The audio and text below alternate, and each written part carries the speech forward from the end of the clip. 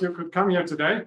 Before I start introducing today's speaker, I would also make advertisement for another event with the title How to Network When You Hate Networking, a PDI in Physics and Astronomy Department collaborative event, which will take place on April 16th from 1 to 3.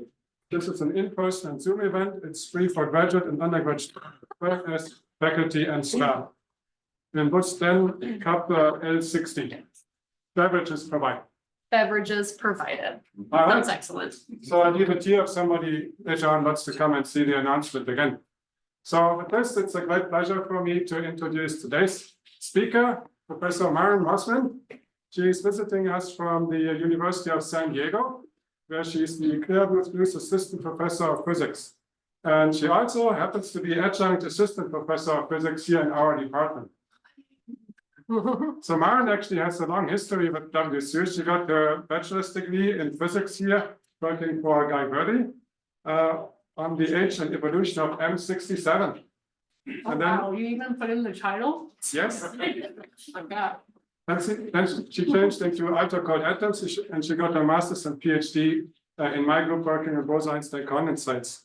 And already when she was working at WSU, she got a lot of prizes. Like she got the Paul Bender Scholarship, a Boeing Scholarship in Science, the WSU College of Sciences, at the time we were the College of Sciences, Distinguished Undergrad Student Award, the GPSA Award of Excellence, the NASA Space Grant Fellowship, the Golding Primarily Fellowship in Sciences, the WSU Association for Faculty Women Harriet B. Weigers Outstanding Woman in Doctoral Sciences. And she got a College of Arts and Sciences after we had become Arts and Sciences, PhD student achievement.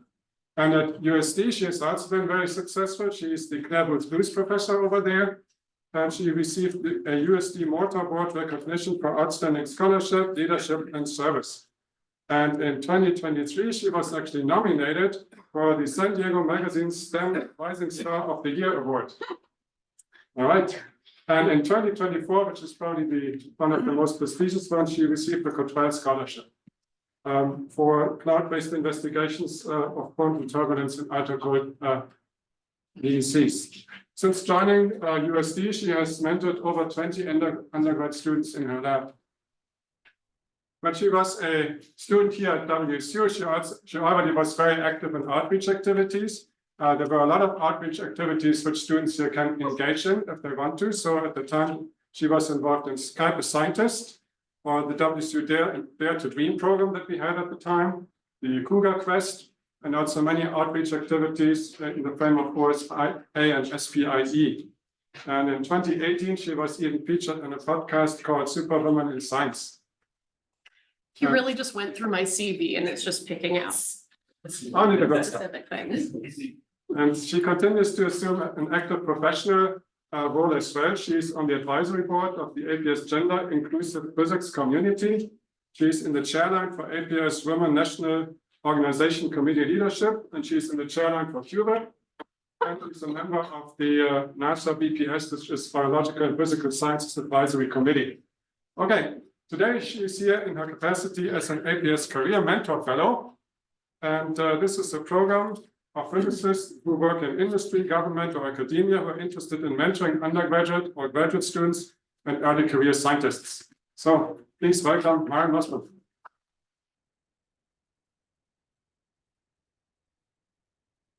Thank you, Peter. That's the only reason I agreed to come here was because I really wanted to hear Peter's introduction, because he always gives really good introductions. So I'm going to need a copy of that so that I can make myself feel better when I'm feeling down.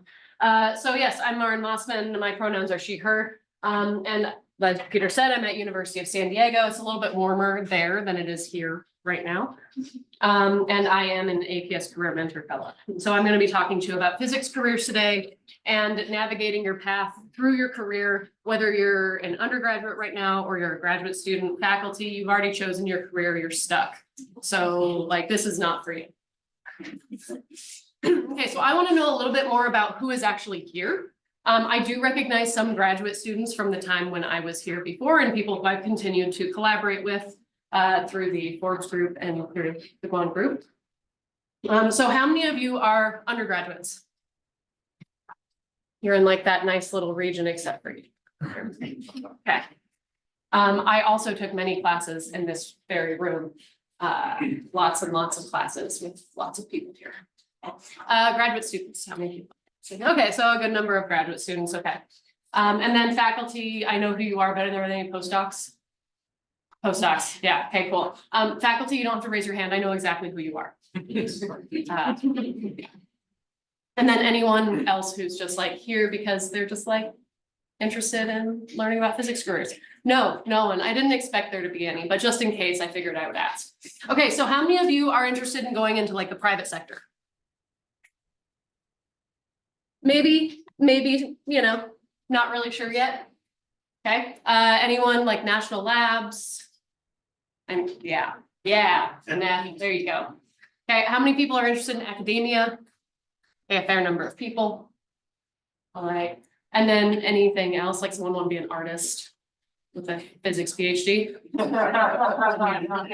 That's kind of what I think. Okay. All right, so great. So while I'm giving this talk, I want you to kind of think about the following things that I'm going to put up on the slides. I'm not going to ask each and every one of you these questions because it's going to vary widely. So think about like, what are some of the things that you're thinking about today in terms of your career?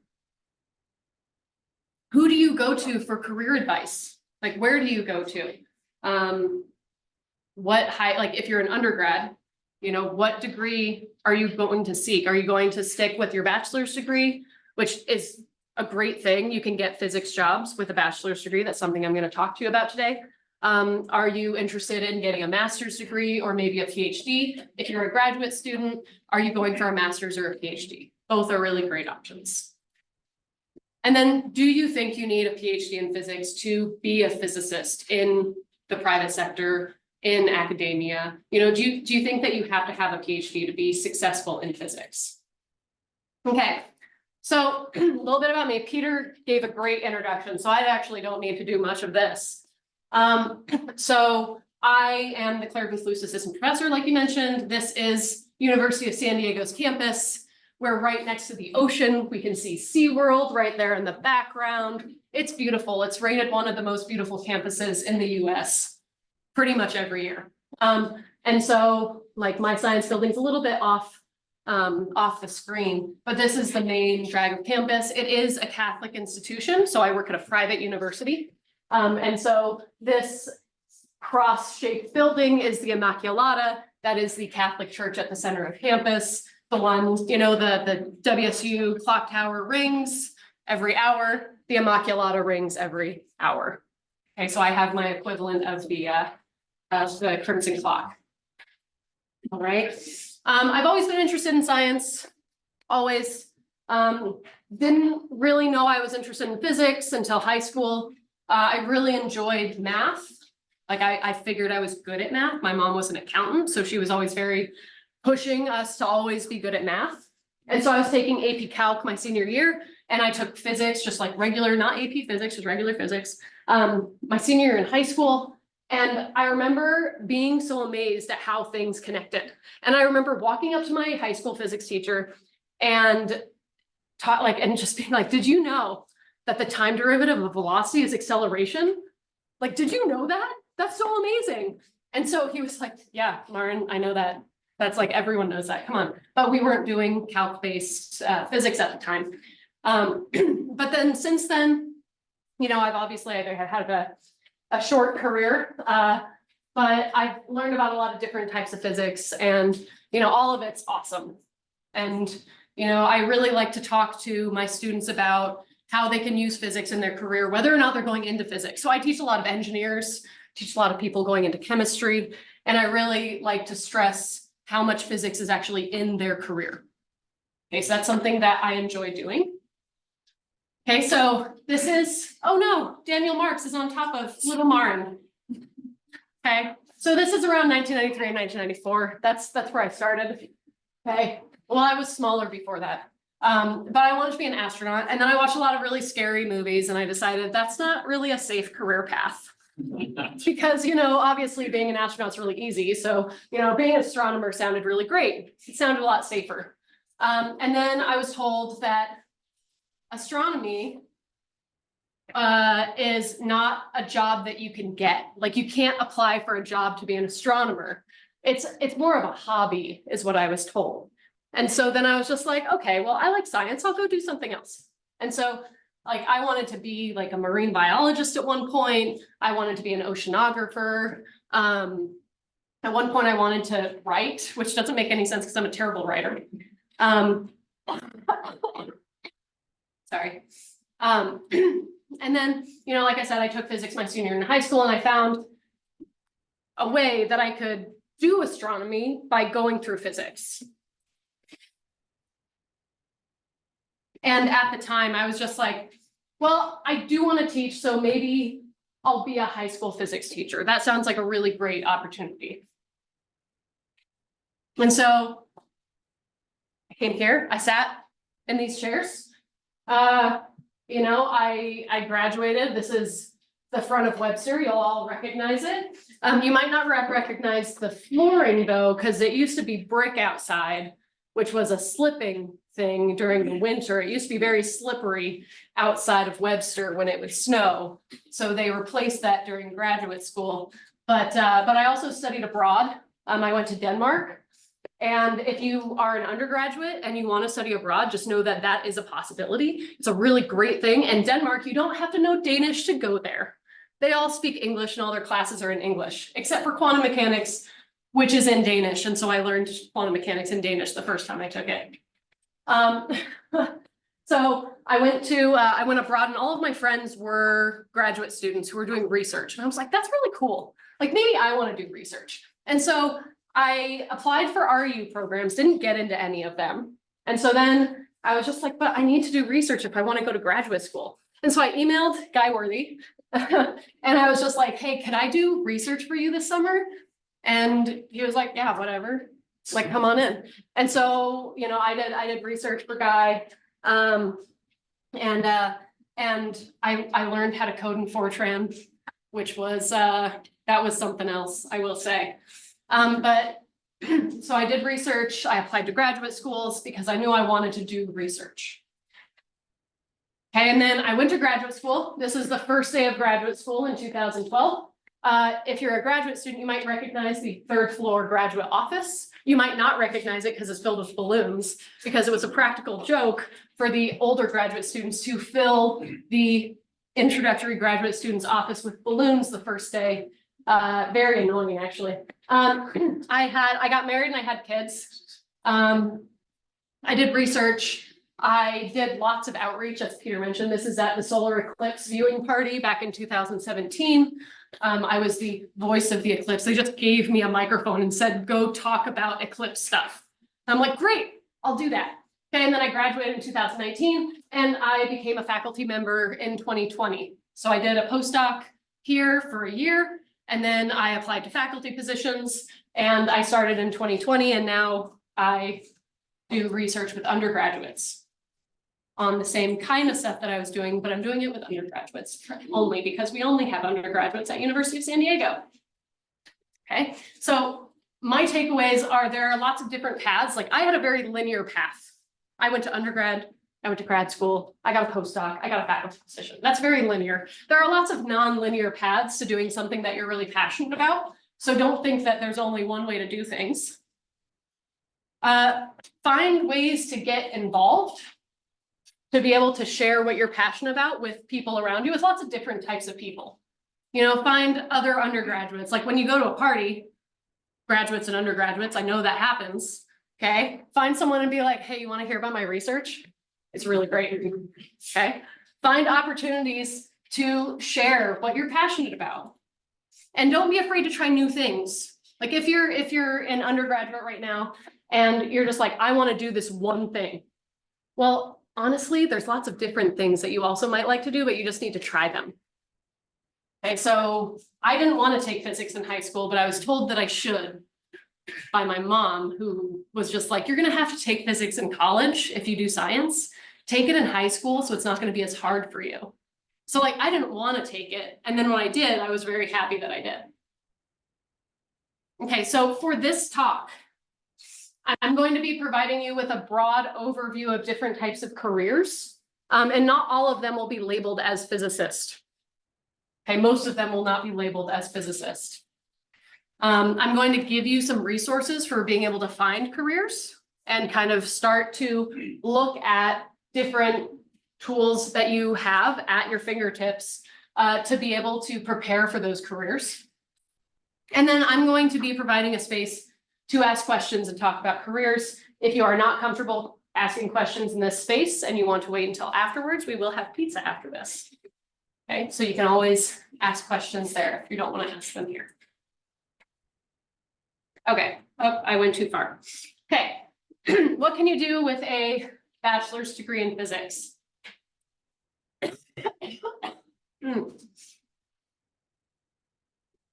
If I can click on, okay, so this data is not the most recent, it's from 2019 and 2020. And so since then, we've had something happen in the world which might affect certain things. But unfortunately, the data for that is not yet available. But this data has been approximately the same since I was in undergrad. I remember very specifically Mike Allen telling me in classical mechanics in this room, half of you will go to graduate school, half of you are going to go into industry. It's still the case. Okay, so, you know, people who go straight into the workforce, it's about 50%. Some great advice there, yeah. Okay, and then some people will go into graduate school in physics and astronomy, but you can, with a physics degree, you can go into other types of graduate programs. Okay, a lot of people don't realize that you don't need to have exactly the degree that you're going to get your like master's or PhD in. Okay, you don't have to have that one necessarily. Okay, so, and then in terms of the unemployment, I think it's, I don't know, quick math in the head, that's 45. That's -1, there's 6% unemployment, okay? So not really large. And when asking the people at APS, well, what about the pandemic? Like, how did that change things? And they said that from preliminary data that's not released yet, the unemployment's maybe like 7%.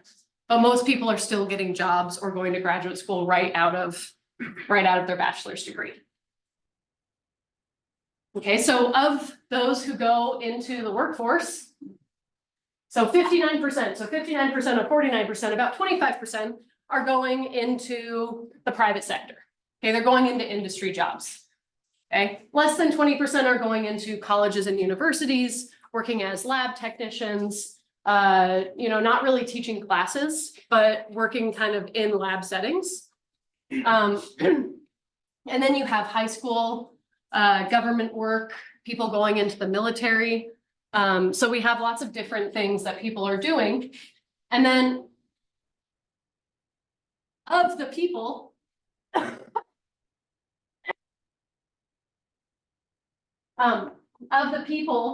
who are working in the private sector, so remember that's about 25% of bachelor's degrees in physics coming out just 1 year after.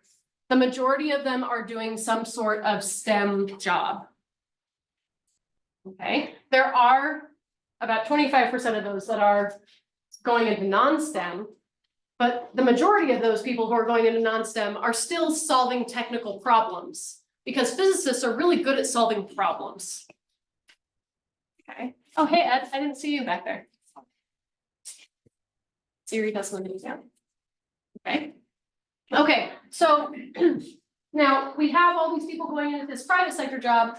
But then if you meet people in industry, you don't meet them and they're just like, yes, I'm a physicist. That's the job that I have. Okay, they don't say that. Actually, most people who go into the private sector will go into jobs that have a title of engineer. Okay, but as physicists, we're suited to do different types of engineering than someone with a classical engineering degree. Okay, so in terms of education, if you have a bachelor's degree, you can be a high school teacher, like what I wanted to do. That was great. Yeah, you can do middle school teacher, you can be a tutor. There are lots of different types of things you can do in education. And I encourage you to look into teaching if that's something that you are interested in, because we have a shortage of high school physics teachers. Okay, you can be a research or a technician, so a research assistant, associate. Like I said, someone who's working in a lab setting at a university. Okay, and then these are just some examples of the engineering type jobs that physicists will get with a bachelor's degree. Okay, the ones that I want to point out in particular are design engineers and optical engineers. Optical engineers in particular, because I don't know any engineer from coming out of the program at USD who knows anything about optics, but the physicists do. Okay, and there are lots of jobs that are coming up with all the cameras and security that are being developed that require a knowledge of optics. Okay, so learn about optics and then you can get optical engineering jobs. Okay, there's more and more coming out every day. Okay, you can go into business and finance, you can go into computer and hardware, software kind of stuff. And you might think, well, I don't know anything about computers. Start doing research and you'll learn about stuff with computers because you have to do data analysis, which requires you to learn about how coding works and things like that. Okay, so most people who go into the private sector will go into engineering or some computer hardware or software type of field. Oops, too far. Too far, that's Control-Alt-Delete. Okay. And so now we have a couple of physicist profiles of people who have bachelor's degrees in physics who are doing pretty cool stuff. So we have a site reliability engineer who works, well, she did work at NIST to get, like, kind of figure out if she liked research, and then she did like it. And she, while she was doing that, she discovered this passion for computer science. And so then she pursued a career in computer science, and now she works at Google trying to fix things before you see them. Okay.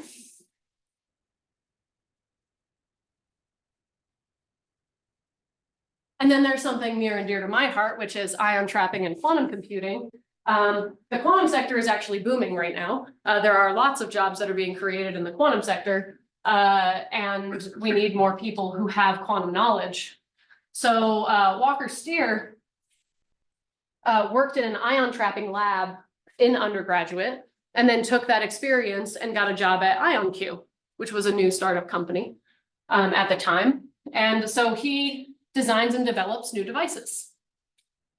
And he does rely a lot on the physics training that he had in his undergraduate degree. And so one of the things that he encourages is get into research early and do it a lot. Okay, even if you're an undergraduate, there are lots of opportunities to work with some of the faculty in this room to do really cool things. And so definitely look into those opportunities. Okay, and then, like I said, high school physics teacher. Okay, high school physics teachers are the best. And if you're in this room, you probably had a fun high school physics teacher, someone who inspired you to do physics. Because if you didn't have a fun high school physics teacher, you'd be like, I don't want to do that. Okay, so, you know, if you are really passionate about education and teaching, but you're not passionate about research, then if you're not passionate about research, you probably shouldn't get a PhD, because a PhD is about doing research. Okay, but if you are really passionate about education, you like doing outreach, then becoming a high school physics teacher might be a really good option for you. Okay, and it takes a lot of communication skills to interact with high school students. Okay, so if you have a bachelor's degree in physics, you might make money. Usually that is the case if you are employed. And so you see that for the private sector, that's going to have the largest income coming out, like the starting salary. And these plots have the full range with the lines. Those are our error bars. Okay, not really error bars, but the full range. And then the 25th to 75th percentile are in the blue boxes. So that's kind of like the majority of people. Okay, and then those dots are just outliers. So I wouldn't worry about those dots. Those are outliers. Just worry kind of about those blue boxes. So you see that with a bachelor's degree, you can be earning like between $50,000 and $75,000 to start out. That's not terrible. And that's in the private sector. And you'll see that all of these are kind of like within the full range bars are kind of like right on top of each other. Okay. So you can earn a living with a physics bachelor's degree. And these, again, are just starting salaries. Salaries generally tend to go up after you stay at a place for a while, generally. Okay. So I'm going to kind of go through the master's degree ones a little bit quicker. But a master's degree is a really great option if you aren't necessarily super passionate about research, but you want a higher degree than a bachelor's degree. Because a lot of master's programs don't require you to do a big lift with a research project. So if you have a master's, again, you're going to be most likely going into the private sector. You also have a larger number of people going into universities, going and teaching at universities. Okay, and if you have a master's degree, you can teach, you can be a full-time instructor at a community college, or you can teach, depending on the university, at four-year institutions. We have some people who have master's degrees who are teaching some of the lower level classes. Okay, but all the upper level undergraduate classes are taught by people with PhDs. Okay, so you have some options there. And in terms of jobs, well, you can still get a job with a master's degree. It's great. And so if you have a good network, which is something that you build up over time and something that you should start to do as soon as possible, then a lot of times it's easier to find jobs. Okay, so she worked in a lot of different areas at NIST, and now she leads a group at NIST. Okay, NIST is the National Institute for Standards and Technologies. There's one in Boulder, there's one in Gaithersburg, and she really encourages talking to graduate students who are at the programs that you're interested in to kind of see what life is like. And that's definitely a good piece of information, good piece of advice. Okay, so with a master's degree, you'll earn a little bit more going into a job. I mean, the higher the education, the more you're going to learn, or the more you're going to earn and learn when you enter into a job. Okay. Now, for people who are going into a PhD, like the majority of people in this room, again, let me move Daniel Marks off to the side. Okay, so for 2021 and 2022, there were 1,900 physics doctorates that were awarded. About 14% left the US after getting their doctorate. That might be because of visa issues, but it also might be because this was a US student who wanted to get a job somewhere outside of the US, because there are lots of jobs all over the world. You just have to be willing to move there. Okay, so of the ones that remained in the US, about 50% got postdoc positions. Okay, and these are contracted positions. These have an end point. So if this is something that it's like a 1 to 3 year kind of thing, you can get multiple postdocs, but there is an end. And the only exception to that is if you, for instance, get a postdoc at a national lab or a government facility, sometimes your postdoc can be used as kind of like a testing ground for then getting a full-time job later, but it depends on funding. It depends where the research is that you're working on. And so you can think about a postdoc as being like a contract. There is a start and an end point of those contracts. About 43% got potentially permanent positions. So ones that don't have a contract that has an end to it. And so most of these, we see that 515 are going into the private sector. So a very large portion are still going into the private sector. Not as many going into academia, but we're going to talk about why that might be. Okay. And then we have other temporary positions, like adjunct positions that you're not necessarily going to be there forever, but it's just kind of a temporary thing before you find something else. Okay, more pie charts. Look at this. Look at all this data. Oh man. Okay, so if you find a potentially permanent position, remember most people are going to be going into the private sector. And you see, again, there's this engineering, computer software, or hardware, data science. Those types of jobs are still prominent for people who are getting PhDs as well. Okay. There's people going into other STEM fields, physics, obviously, and education. So if you want to know more about, oh, I want to work in physics, and this looks like a nice resource. Well, if you go to this site, and you hover over the type of sector that you want to go into, you can look at who are employing these people. Who can I talk to? What are their job titles and what kind of salaries do they make? Okay, so there's lots and lots of information that the American Institute of Physics provides for anyone looking for it. Okay, so again, common job titles. We have people who are going into engineering, okay, a little bit different types of engineering, but still people who are going into engineering, education, research and development, becoming applied scientists. Those are the types of jobs that you're going to see where you're actually labeled as a physicist. But all the people who are getting these jobs are physicists down deep on the inside. They just are having labels that aren't necessarily saying physicists. And then I need to point out the quantum sector, because as someone who does quantum research, I know that there's a huge number of jobs in industry that are being created every year with a hole in it because there aren't enough people to fill those roles. So quantum is this big booming thing right now. We need more people who are qualified to fill these positions. And it doesn't necessarily mean having a PhD, because there's a really big push right now in quantum to train the next workforce. And that includes undergraduates who have knowledge about quantum systems.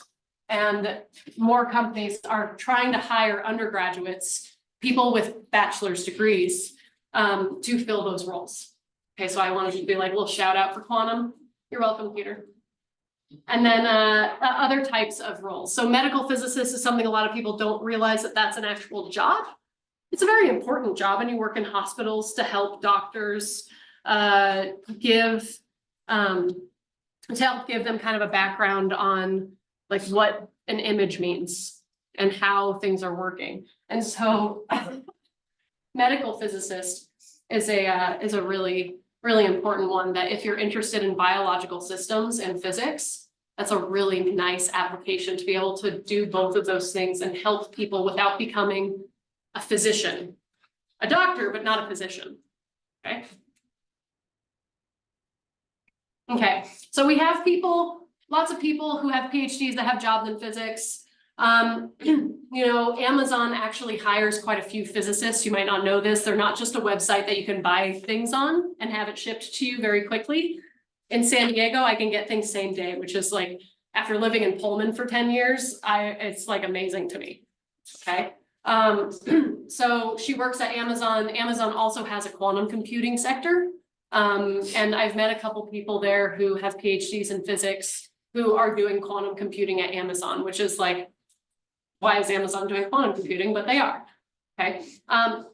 Again, just advising to try new things, make time for a hobby, don't let it be the only thing that you do. Like, write a book about, I can't remember the name of the guy that's in your books. She is Ace Caraway. Ace Caraway, she is Ace Caraway, yes. So find something that you can do. I play the ukulele at home. Like, that's what I do. I also have kids, which means that I don't have time for a lot of hobbies. Okay, so you can also be like a director of research at an institution. Okay, so instead of working on one research group, like you would in academia, where you have your research group, you're overseeing lots of different research groups and kind of helping direct the research and the research directions there, okay? So if you get a PhD in physics, you're going to be making a little bit more money to start out. Again, this is because you have more education, and so they're going to be willing to pay you more. And so we have, again, the private sector is the higher one. So if you want to make money, if that is a very important thing to you, maybe looking into the private sector is a good option. Universities and four-year colleges tend to pay less for full-time people with PhDs. It's not nothing, but they don't pay as much. Okay. If you go into a postdoc, know that you're not going to be making as much as if you go straight into industry. Okay. And the pay is going to be dependent really on where you're living. And then if you have other temporary positions, like if you're an adjunct at a four-year university, then you're going to see that you're not going to make as much as someone who's going into a tenure track job. Okay, so the point is that there are lots of jobs and you can have one of them with a degree in physics. Okay, and they do pay well. Okay, but whatever you choose to do, you're gonna be fine. Like, you're still gonna be able to do physics and do the things that you're passionate about. Because everyone in this room, if you are majoring in physics or doing a physics degree, we're a special kind of people. You know, we like challenges, we like to do things that are difficult. And we're passionate about physics. So we want to be able to continue doing those things to have a fulfilling and happy life. Okay. So I mentioned that there aren't a lot of people going into academia. And part of that's because there just aren't really a lot of jobs available in academia. And this, I'm not telling you this to say like you shouldn't try to go into academia. You know, obviously, like Kenza and I were in the same class in graduate school, and both of us are now assistant professors. So, I mean, obviously, like some people get into academia, okay? But it's just to kind of give you the reality of what is going on, is that there really just aren't very many jobs available in academia. Especially if you're going for a tenure track job where you do your own research, you have your own research program. And I'll give an example that last year we hired at University of San Diego. So again, a smallish liberal arts institution, Catholic based. We had one position open for a physicist, and we got over 100 applications for that one position. Okay, so there's a lot of people who are spending multiple years trying to get faculty positions. And so it can be very cutthroat, as people have described it. So while there are, 1,600 people graduating annually, I think it's more like 1,900 now.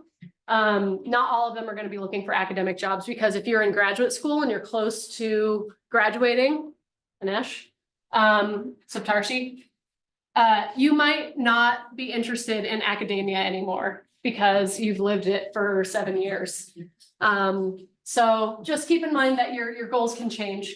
And like I said, depending on what you want to do, it's going to change kind of what focus you want to have. I was passionate about education, and so I wanted to continue doing that. Okay, but the percentage of physics PhDs employed in the private sector has been around 50%. So of the people who are getting PhDs in physics, it's been pretty constant that about 50% of them are going into the private sector. Of course, this is data from 2001 to 2013, and you're just like, that was 11 years ago. That's not like modern at all. So the NSF survey of doctoral recipients happens every 10 years, and they just finished the survey in 2023. But they haven't released the data yet. So hopefully later this year or next year, there'll be updated data to go all the way up to 2023, but it just hasn't been released. So this is what we have. Okay, so again, industry is a really large place, like a large employment base for physics PhDs. So in terms of where people are after they get their PhD, you have 1 to 4 years after receiving your degree. A lot of people are doing postdocs. Remember that 50% of people are going to get postdoc. Okay. And so you have a little bit higher number of people who are at higher ed institutions. So places with research, with 4-year universities and colleges. After 5 to 9 years, usually by that point, like hopefully you won't still be in a postdoc. So we see a shift from being at a 4-year college to being more in industry, and then people in government jobs. It's pretty constant throughout all of these jumps. Okay, and then we go to 10 to 14 years after, the number who are in 4-year colleges and universities about the same, and less are in the 2-year and pre-college institutions, and more have gone on to industry. And then after about 15 years or more, you see a drop in the number of people at 4-year colleges and universities. Part of that could be because of the environment of academia, and people realizing, well, I would like to make money now, and so I'm going to go on to industry. People will form companies, and then they'll go pursue that as their career. And so you see like a kind of drop for people who have been around 15 plus years.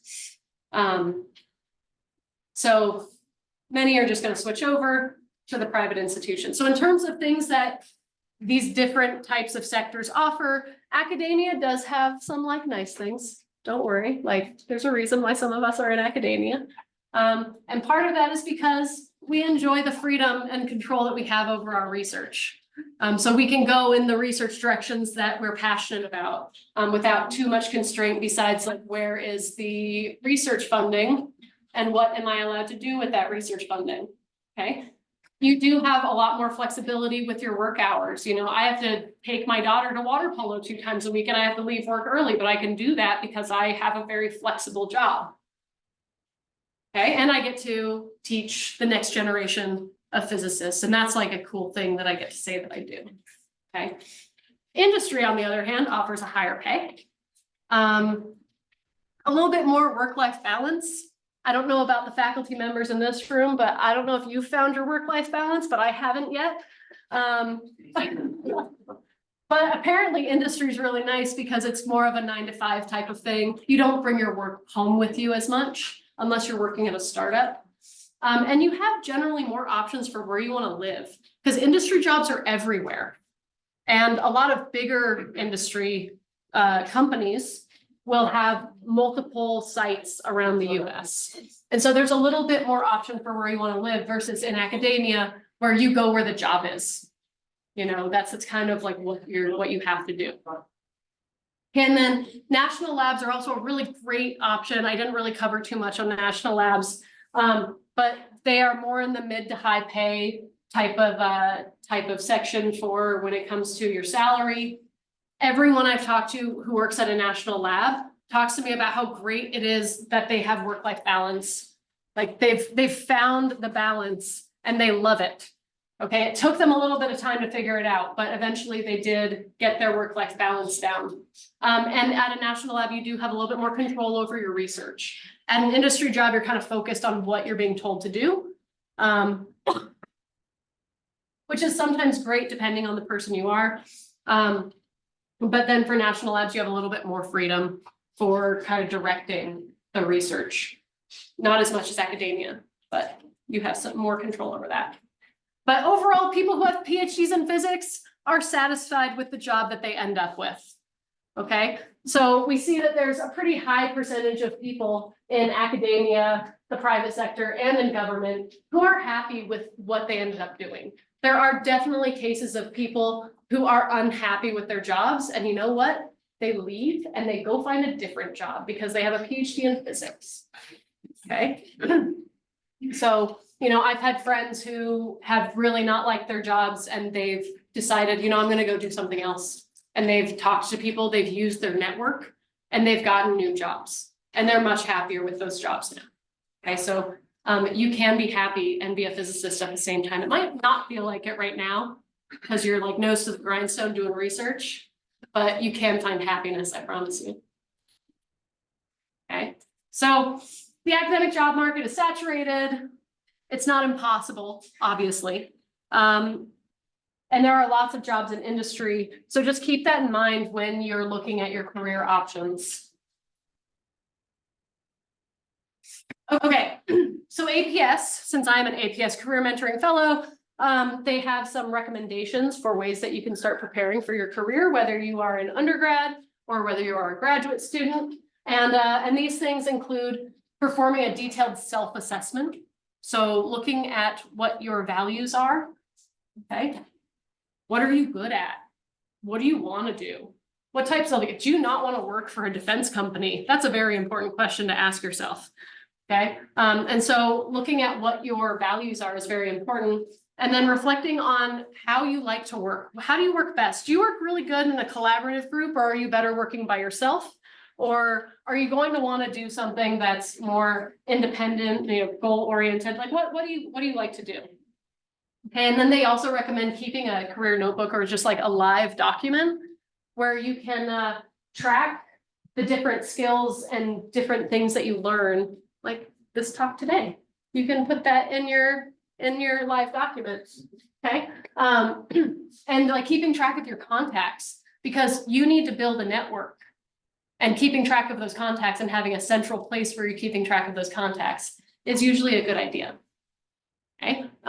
It's also good to note At what points are you feeling the happiest with what you're doing, and what times are you not really feeling so great about the things you're doing? Because if you want to be happy in your career, you probably don't want to do something where you're not going to be happy, right? That's just kind of a logical step. So make notes of when you're happiest. Like, are you really excited when you find out something in research? If you are, well, then maybe you would like to do research. Like maybe that's something that you're passionate about, but you haven't quite found the right fit for research.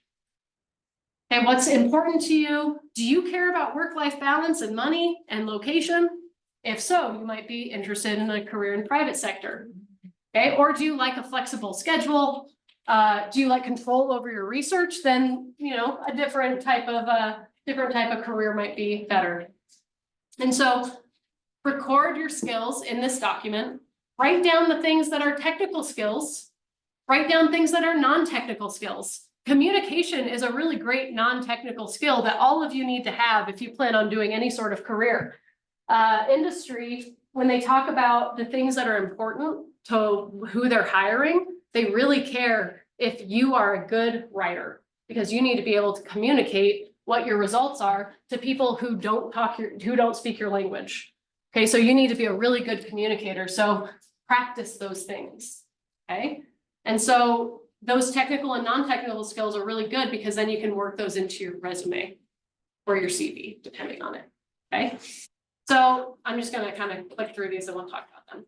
Okay, so I've talked about building your network this whole time. Okay, so good first step, join LinkedIn if you haven't already. It's a great platform. Okay, attend career fairs, go to conferences. If you are able, go to conferences. They're really great opportunities to meet people. You can find internships. The APS has all of the RU and internship listings on their careers page. Volunteer, and I don't just mean like volunteer with a student organization. You can volunteer doing a lot of different things that are fairly low bar entry, like chairing a conference session. You can volunteer to do that if you're a graduate student. They might not pick you, but you can definitely volunteer for it. And then the one that I added is become a member of your home department, because you're going to want to build your community just here. Okay, because knowing people, knowing the different faculty in the department is a really useful thing, because then you can be like, hey, I have a student, like right now, I have lots of undergraduate students, and those undergraduate students are interested in a lot of different things. And I can be like, hey, I have a student who's interested in materials research. Brian, do you have any advice for someone who is looking into a career like that? Okay, so getting to know your community and being a member of your home department. And I know that Brian Somm talks about this every year in his state of the department, like build the community where you're at. Okay, it's very important. Okay, talk to your professors. They're really great resources. Okay, you want to build relationships with your professors. On the web for professors' resources. Thank you. Thank you, Siri. All right, and then APS also has a national mentoring community that is designed for underrepresented groups. And so they have a lot of really great resources to finding mentors, including emergency funding. If, for instance, like, let's say your car breaks down and you don't have money to fix your car, well, that can be a really big tax on you mentally, and you can really lose focus on what you're doing. Like you're taking classes, you're doing all of these things. This program gives you emergency funds so that you don't have to let that control your life.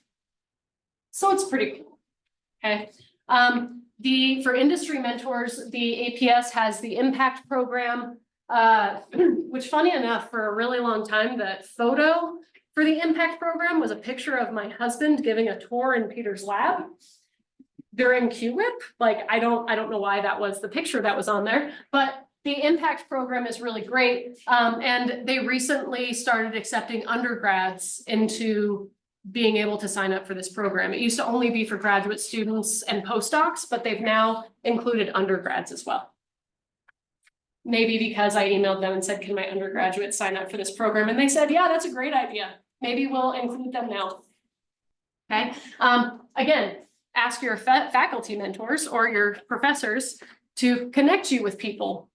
That's a really great thing to be able to do. And past students. You know, all of us have past students who are doing really cool things. And then this is my addition. Talk to vendors at conferences. They're so much fun to talk to, and they are very willing to give you a contact card. Okay, and then you can contact them because they gave you your card. So. Okay, and after you do that, you can set up informational interviews. These are actually really great things that you can do that don't take a lot of time for the person that you're talking to. It's just a 30-minute meeting. And it's an opportunity for you to ask questions to them about their career, about what they like and dislike about their career, and give you more of an informed decision about where you want to go. Because when it comes to your career, you want to be as informed as possible because you don't want to go into things blindly. You want to know exactly what you're getting yourself into. And so one thing that you don't want to do, though, is do not ask for a job. Don't like have an interview with someone and then say at the end, like, hey, you want to hire me? That'd be great. It's going to make them feel very uncomfortable, and they probably won't want to meet with you again unless they're like really excited about you. But most likely that's not going to be the case. Sorry. These are just times where you can just get more information about certain careers. Okay, so I encourage you to prepare for careers by kind of getting more information. Okay, APS has really great webinars on stuff. Okay, right now they're doing an undergraduate student skills and professional development series. And if you are a member of APS, you see these for free and they're all recorded, which means that you can watch them in your spare time. Because I know you all have a lot of spare time. Okay, but you know, you can watch them on 1.5 times the speed. It's okay. I won't tell anyone. Okay, so there are lots of resources. So the APS Careers Guide comes out every year. So the 2024 one is available. You can find it at the go.aps.org/careers guide. Okay, it has a lot of really great articles in it, different types of opportunities for physics. They talk about the companies who are hiring physicists. And my favorite careers article from this year is Moya McTeer, who started out with science and then became a science communicator. And she talks about kind of her path to becoming a science communicator, which is a really important type of job to have. The SPS Careers Toolbox is really great if you're an undergrad. Is SPS still active here? Do we still have active SPS? Great. Okay. So the Careers Toolbox is really awesome. They have so many great tips and tricks to looking for careers and finding careers. And then there's also the APS Careers website, which is so nice because there's the QR code for that. You go to that and it just has everything all on the front page, and you can pick and choose what you want to learn about. But something from the Careers Toolbox says that career preparation is iterative. Okay, you should be revisiting the skills and knowledge assessment frequently, updating your elevator speech often, and expanding your network throughout your undergraduate career and beyond. You don't build a network in a day. You build a network over time. And so you really need to start thinking about who you want in your network and what kind of network you want to build. Start here, because that's the easy place to start. Okay, there are non-US citizens. If you want to talk more about this, I'm kind of running out of time. If you want to talk more about this, then we can talk about it over pizza. There's lots of resources provided by the APS that can give you advice on like what to do if you're a non-US citizen and you'd like to stay in the US for industry opportunities. Okay, you should become an APS member. Absolutely, you should become an APS member. You can join today here at membership. I need to re-up my membership. I actually realized that I'm not an APS member right now, and I need to repay for my membership. But if you're a student and it's your first year, you get a free membership, which is great, and you get discounted fees for conferences. You get told about all these things, and you actually get access to all of these webinars and really good resources. And there's actually a new gender inclusive physics community that just came out this spring. As Peter mentioned, I'm on the advisory board for that community, so I wanted to put that up there as well. And so there are lots of different types of career opportunities. I hope you learned about some of them today. And then what I want to really point out, and this is something that I feel like I've been saying over and over and over again, you need to get involved, and that includes just finding opportunities to share your passion and talking to your professors about their research and what types of research opportunities they might have for you. Okay, whether you're in graduate school or you're an undergrad, there are lots of opportunities to do research. And I encourage you, if you are an undergrad, get into research early and try out lots of different types of research, because you won't know what kind of research you like until you try it. That's what I tell my kids all the time about new foods. Okay, but not research. They're not doing research, not technically. Okay, but don't be afraid to try new things, and just know that there are lots of different career paths. It's not always a linear thing. You can do lots of different things and still be very happy and be passionate about things that you want to do. Okay, so thanks for letting me chat with you today. This QR code will take you to a Google Doc that has all of the links that were on this talk. So like just a summary of every single link that was there. So go ahead, snap that QR code and then save that for another time, because I need to give you another QR code. Because as a career mentoring fellow, I have to make you take a survey. Got you here. Okay, so the careers mentoring community does like they change these slides, this presentation every year. And so we need feedback from students, faculty, postdocs to let us know what you think about these talks. Are there any additional things that you'd like to hear about for these talks? So please take a moment to take the survey. It's a very short survey, and you just need to just click the QR code. Click the QR code. Okay, but other than that, that's the end of my talk. And thank you all for being here. I'm really happy that we had so many undergraduates and graduate students here for the talk, and all the faculty. Like, hey, I know you already made your choice, but now hopefully you know a lot of things about the stats on careers too. I'm sure you already knew it, but yeah. Okay, thanks.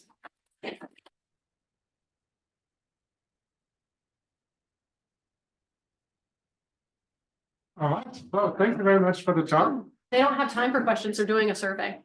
Yes.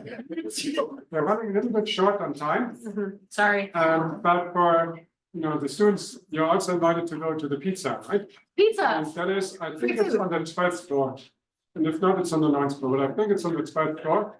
And Maren will be there. There's ample opportunity to discuss further with you. Sure. True. All right. Cool. Good. Thank you. All right. Yeah.